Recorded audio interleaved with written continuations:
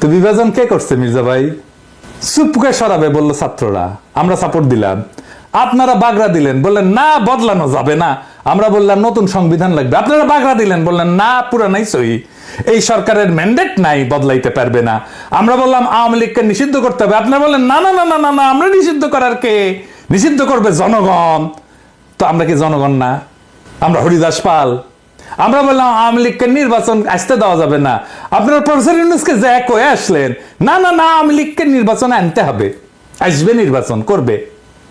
সারা দেশে একটা জাতীয় ঐক্যমত তৈরি হয়েছে ইসকন নিষিদ্ধের বিষয়ে। আপনি যা বলে আসলেন প্রফেসর ইউনূসকে, আপনারা চান না ইসকন নিষিদ্ধ হোক। আপনি বলতেছেন বিভাজন, অনৈক্য।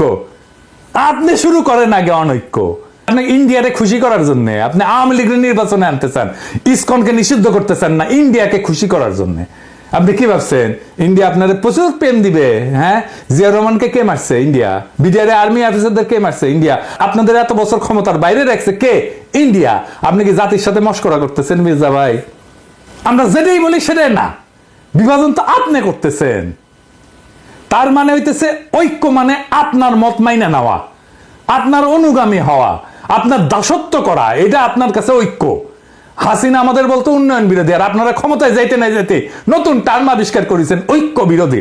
বাহ, খুব মসৎকার। ঐক্য মানে কি জি হুজুর করা আপনার সব কথায়?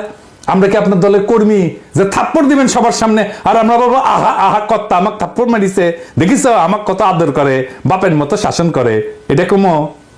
আপনি কি আসলেই প্রকাশ্যে কাউরে থাপ্পড় মারতে পারেন? না, পারেন না।